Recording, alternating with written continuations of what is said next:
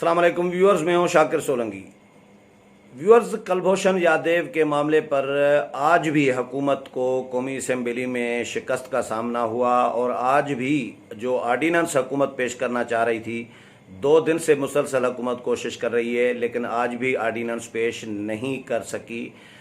गुज़श्ता रोज़ भी हुकूमत ने कोशिश की थी और आज भी कोशिश की। अब ये मंडे को चला गया है। आज फ़र्रुख नसीम ने फिर से बतौर वज़ीर हल्फ लिया है और वज़ीर कानूनी यकीनन ये तीसरा हल्फ है इनका। एक ही हुकूमत के दौर में तीसरी मरतबा एक ही वजारत का एक ही शख्स ने तीन दफ़ा जो है हल्फ लिया है, तो आज तीसरा हल्फ उन्होंने ले लिया वज़ीर का। तो आज ऐवान में आए और उन्होंने कुलभूषण यादव के हवाले से बहुत सारी वजाहतें की हैं। उनके बकौल के ये हक़ाइक़ हैं जो मैं अपोजिशन को शेयर करना चाह रहा हूँ।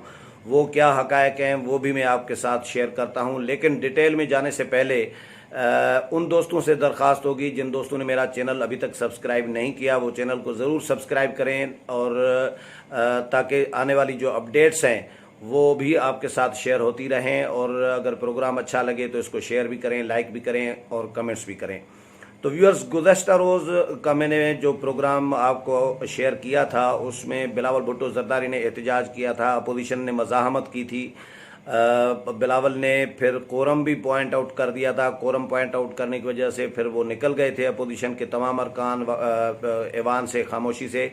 कोरम टूट गया था कौमी असम्बली में। 66 अरकान तकरीबन राउंड अबाउट हुकूमत के थे और 86 चाहिए थे, तो कोरम पूरा नहीं था, जिसकी वजह से हुकूमत ये जो कुलभूषण यादव का आर्डीनेंस है कुलभूषण यादव के हवाले से वो पेश नहीं कर सकी थी। अपोजिशन का ये कहना है असल में ये जो आर्डीनेंस है इसमें ये कुलभूषण यादव को आलमी अदालत इंसाफ के हिदायत के मुताबिक या फैसले के मुताबिक कुलभूषण यादव को फौजी अदालतों के फौजी अदालत की सज़ा के ख़िलाफ़ अपील का हक़ दिया गया है। हाई कोर्ट में वो अपील कर सकते हैं, ये हक़ दिया गया है। इस आर्डीनेंस के तहत हुकूमत ने ये मई में कहा जा रहा है कि आर्डीनेंस जारी किया था, अब वो लैप्स ज़ाहिर हो रहा था तो ये इसको पार्लियामेंट में पेश करना था। बिलावल भुट्टो ज़रदारी ने सबसे पहले ये इंकशाफ किया था और अपोजिशन ये कह रही है कि ये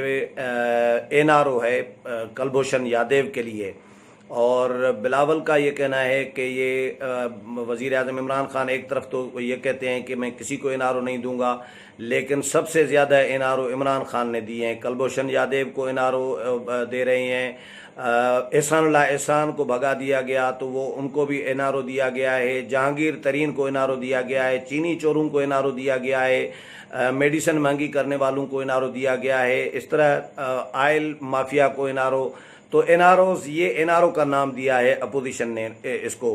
बहरहाल आज जो कार्रवाई हुई है मैं उस पर आता हूँ कि फ़र्रुख नसीम ने जो वजाहतें की हैं वो क्या की हैं, वो आपके साथ में कुछ पढ़ कर सुनाता हूँ। एक तो फ़र्रुख नसीम ने यह कहा कि कुलभूषण यादव के बारे में जो आर्डीनेंस के हवाले से ऐवान में बहुत सारी बातें हुई हैं, गुज़श्ता रोज़ भी आज भी। इस आर्डीनेंस के हवाले से दुरुस्त हक़ाइक़ अपोजिशन के सामने आज मैं रखना चाहता हूँ।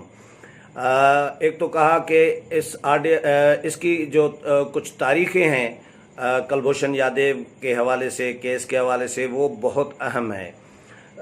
3 मार्च 2016 को कुलभूषण यादव को गिरफ्तार किया जाता है। उस वक़्त वफाकी हुकूमत ने फैसला किया कि इसको कौंसलर रसाई नहीं दी जाएगी। 8 मई 2017 को Bharat international court of justice में केस फाइल करता है। Pakistan international court of justice से बाहर नहीं आ सकता था। इंटरनेशनल कोर्ट ऑफ जस्टिस जो है फैसला देती है कि कुलभूषण यादव को कौंसलर रसाई दी जाए। आलमी अदालत इंसाफ के फैसले के मुताबिक ये आर्डीनेंस जारी किया गया है और बनाया गया है। एनआरओ वो होता है जो परवेज़ मुशर्रफ ने सज़ाएं माफ़ की थी, वो एनआरओ था, ये एनआरओ नहीं है। ये फ़र्रुख नसीम जो हैं वफाकी वज़ीर कानून वो कहते हैं आज कौमी असम्बली में कि वो मुशर्रफ वाला एनआरओ था जिसमें मोहतरमा बेनज़ीर भुट्टो, नवाज शरीफ वतन वापस आए थे, बहुत सारे और भी लोगों को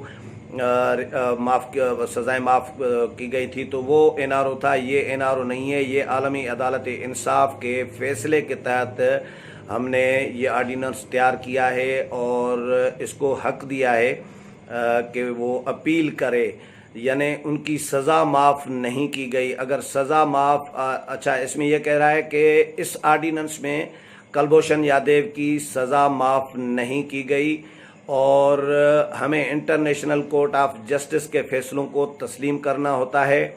अगर ऐसा नहीं करेंगे तो ऐसा नहीं करते तो फिर भारत हमारे ख़िलाफ़ जाकर पाबंदियां लगवा सकता था, इंटरनेशनल कोर्ट ऑफ जस्टिस में जा सकता था, आलमी इदारों में जा सकता था कि पाकिस्तान आलमी अदालत इंसाफ के फ़ैसले को नहीं मानता, तो फिर आलमी दबाव पड़ता पाकिस्तान के ऊपर। हमारी मजबूरी थी कि हमने ये जो है एनआरओ जारी किया है, ये आर्डीनेंस जारी किया है।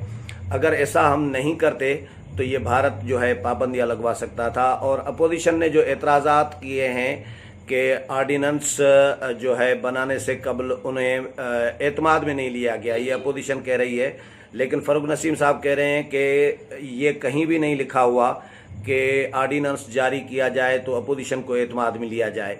ये कहीं भी किसी कानून में, कहीं आइन में या जो रूल्स ऑफ प्रोसीजर हैं कौमी असम्बली के, किसी में भी कहीं भी नहीं लिखा हुआ कि अपोजिशन को एतमाद में लिया जाए आर्डीनेंस लाने से पहले। और इस आर्डीनेंस को किसी ने तकिए के नीचे लिखकर नहीं तैयार किया।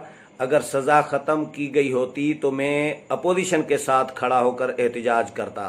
फ़ारूक नसीम साहब की लैंग्वेज है, ज़ुबानी है, और फ़ारूक नसीम साहब का किरदार आपको पता ही है।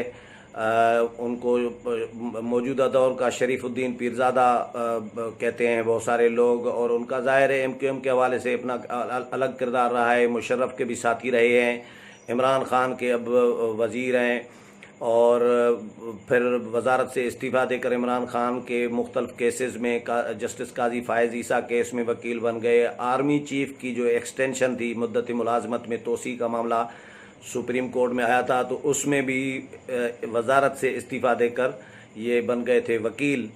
तो वकील भी हैं, वज़ीर भी हैं, कभी वकील कभी वज़ीर। तो इनकी ज़ुबानी है कि अगर सज़ा ख़त्म की गई होती इस आर्डीनेंस में तो फिर मैं अपोजिशन के साथ खड़े होकर एहतजाज करता।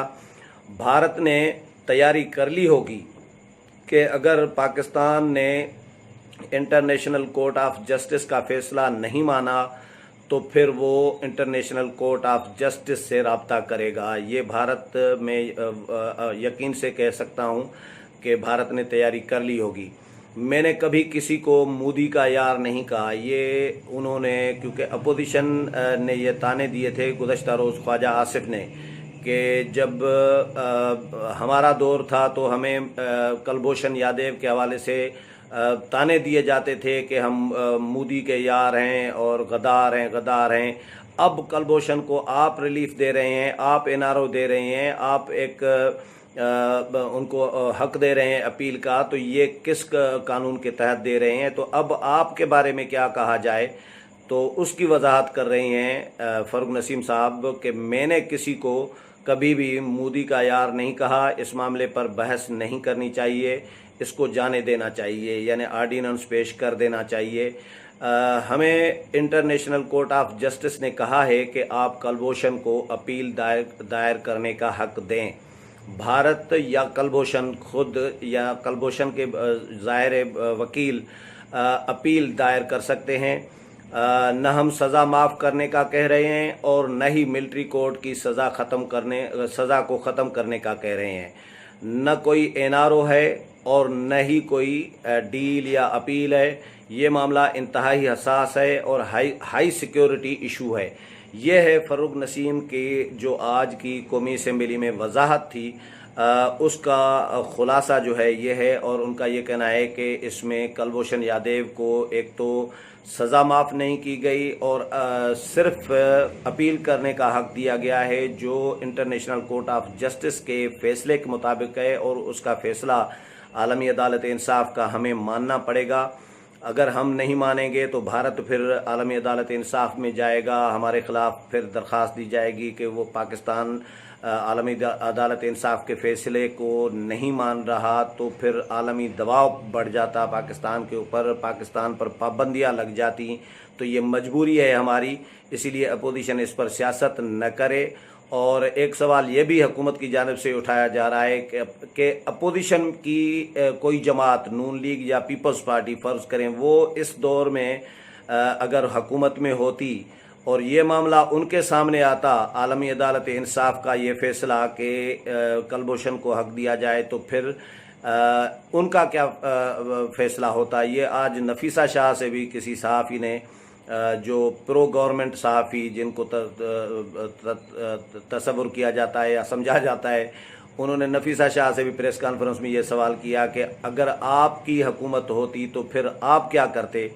तो नफीसा शाह ने फिर माजी में जो इस तरह के केसेस आए थे, हसास सेंसिटिव इश्यूज़ आए थे, तो उनकी मिसालें दी कि ये हमने अपने दौर में मामलात आए थे, किस तरह हमने रिज़ॉल्व किए थे, वो आपके सामने है। तो हम इस पर यकीनन के बड़ी हिकमत अमली के साथ, और यमन फ़ौज का मामला जो था, फ़ौज भेजने का मामला, वो भी पार्लियामेंट ने हल किया था।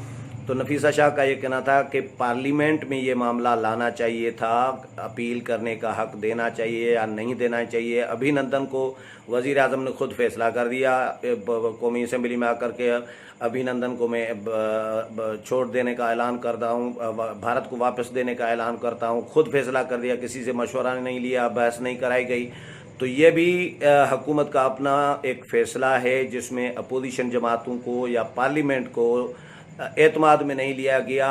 और जो पार्लियामेंट को जब एतमाद में लिया जाता है, अपोजिशन ये कहती है, तो वो फ़ैसले पायदार फ़ैसले होते हैं और उन पर फिर उंगलियां भी नहीं उठती, और उनमें हिकमत अमली भी जो है अपोजिशन की भी शामिल हो जाती है। पूरी एक कौमी एक फ़ैसला तस्वुर किया जाता है। तो पार्लियामेंट को एतमाद में न लेना और अपोजिशन को एतमाद में न लेना, ये है अपोजिशन का जो बुनियादी एतराज़ है इस आर्डीनेंस के हवाले से। लेकिन आज आर्डीनेंस पेश नहीं हो सका, मंडे को दोबारा हुकूमत एजेंडे में लाएगी, हो सकता है मंडे को पेश करे हुकूमत, और फिर देखते हैं कि अपोजिशन का क्या रद्द-ए-अमल आता है। सेनेट से भी ज़ाहिर है देखे क्या रद्द-ए-अमल आता है। तो उम्मीद है प्रोग्राम पसंद आया होगा। अगले प्रोग्राम में फिर मुलाकात होगी, तब तक इजाज़त चाहता हूँ। अल्लाह हाफिज़।